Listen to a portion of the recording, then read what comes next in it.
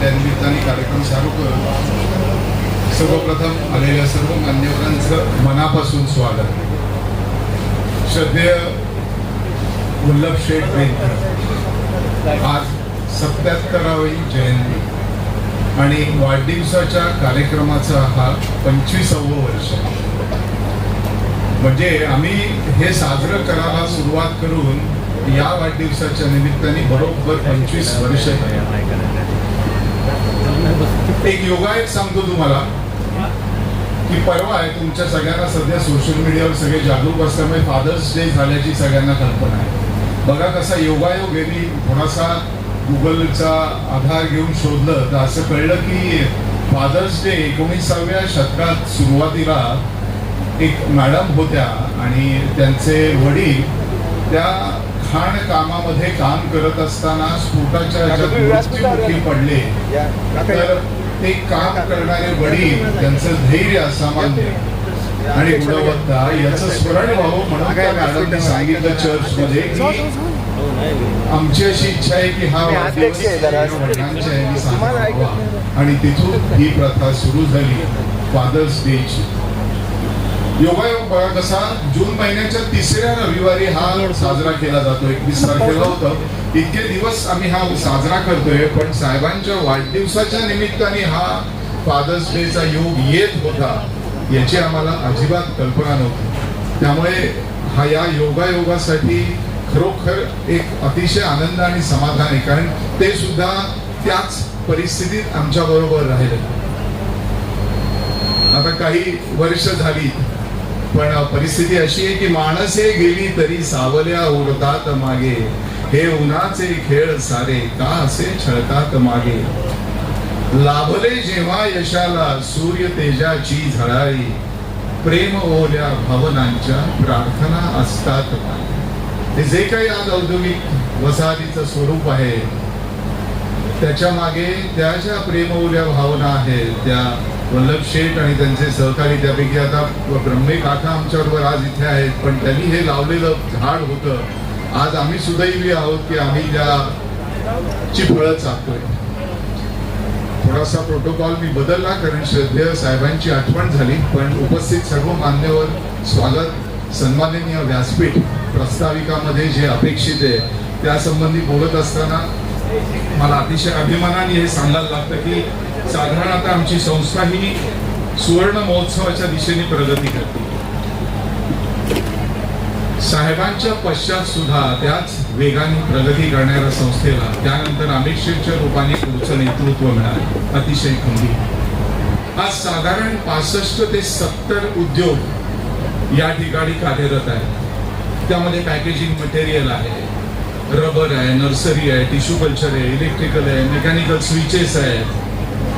असे बरेच उद्योग जे या उद्योग क्षेत्रामध्ये आहेत ते या एका छोट्याशा काही एकरांच्या भूमीमध्ये सामावलेले आहेत, ज्याच्यामध्ये 2 ते 3 हजार प्रत्यक्ष अप्रत्यक्ष रोजगार आज इथे उपलब्ध झालेले आहेत.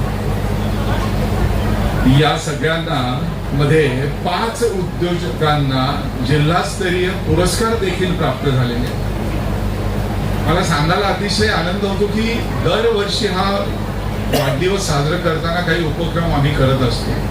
गेल्या 2 वर्षामध्ये एक अत्यंत महत्वाचा उपक्रम झाला तो या सगळ्या कारखान्यांमध्ये काम करणाऱ्या कामगारांच्या सुरक्षितेच्या संदर्भात. आम्ही पहिल्या वर्षी 2 लाख आणि गेल्या वर्षीपासून इथे काम करणाऱ्या प्रत्येक कामगाराचा 3 लाख रुपयाचा विमा उतरवलेला आहे संस्थेतर्फे.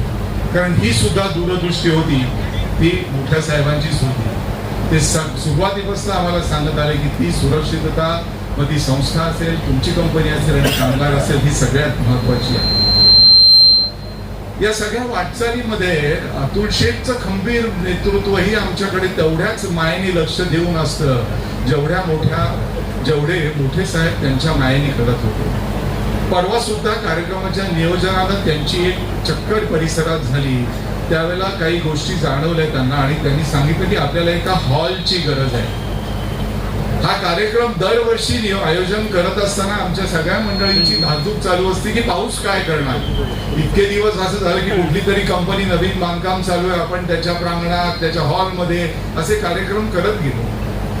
पण आता अतुल शेठनी सांगितलंय की नाही, आपण याच्यावरती कायमस्वरूपी तोडगा काढण्याचा.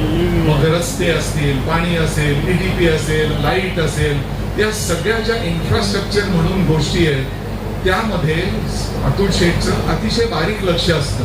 पण त्यासाठी ते रोज येतात का नाही, पण त्यांचं बारीक लक्ष असतं, जसं साहेबांचं असतं. हे सगळं करत असताना आज जे काही उद्योग 3-4 त्या 40 वर्षापूर्वी झाले आणि आज आहेत जे 50-60 आहेत आणि काही हजारात माणसं काम करतात, तर मला अत्यंत अभिमानाने सांगायचंय की आज संस्थेवरती एक नव्या रुपयाचं कर्ज नाही. जे काही आर्थिक नियोजन आम्हाला साहेबांनी आणि त्यांच्या पहिल्या टीमनी घालून दिलं, त्याच नियोजनामध्ये आम्ही बचत करून, नियोजन करून, उत्पन्नाचे नवीन स्रोत निर्माण करून आज तुमच्या या बाजूला जे सगळे गाळे दिसत आहेत तेही छोट्या उद्योजकांसाठी केली गेलेली एक नवीन कल्पना अमित शेठच्या माध्यमातून आली होती. आज त्यालाही स्वरूप आलं. बघता बघता नवीन छोट्या उद्योजकांची सोय झाली, संस्थेला उत्पन्नाचा स्रोत निर्माण झाला. या करता करता आज आम्हाला 40 वर्ष झाली. या सगळ्यामध्ये पुढे कसं जायचं यासाठी हे दोघेही भाऊ ज्या पद्धतीने संस्थेच्या पाठीशी उभे असतात ते पाहता मला असं दिसतंय की सुवर्ण महोत्सवाचा विचार करत असताना या इथे अजूनही मोठ्या वाढीला स्कोप आहे. ज्या काही मर्यादा GMRT मुळे होत्या त्या सगळ्यांवर व्यवस्थित मात करून आज संस्था मोठ्या दिमाखात वाटचाल करत आहे. याचं श्रेय सगळ्यात मोठं आहे ते आमदार साहेब आणि त्यांच्या पहिल्या टीमनी केलेले संस्कार. हे दोन्ही बंधू ज्या पद्धतीने ते पुढे नेतात ते या सगळ्यामुळे आज संस्था अतिशय भक्कम पायावर उभी आहे आणि अतिशय उत्तम प्रगती करत आहे.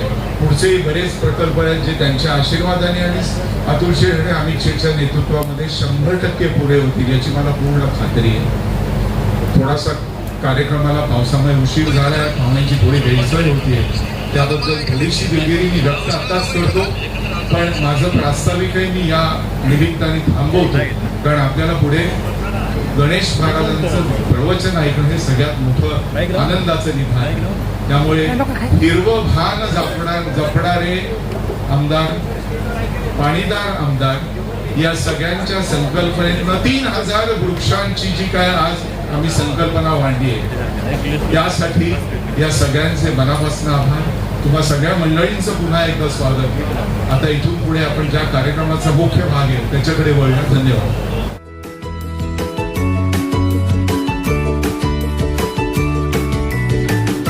बातम्या शेतीच्या, बातम्या मातीच्या, बातम्या अन्यायाच्या, गुन्हेगारीच्या,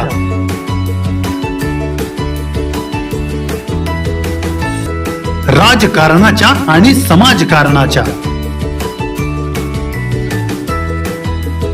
शोषणाविरुद्ध बुलंद आवाज, जनसामान्यांच्या हुंकाराची गाज, सत्कार्याला प्रोत्साहन,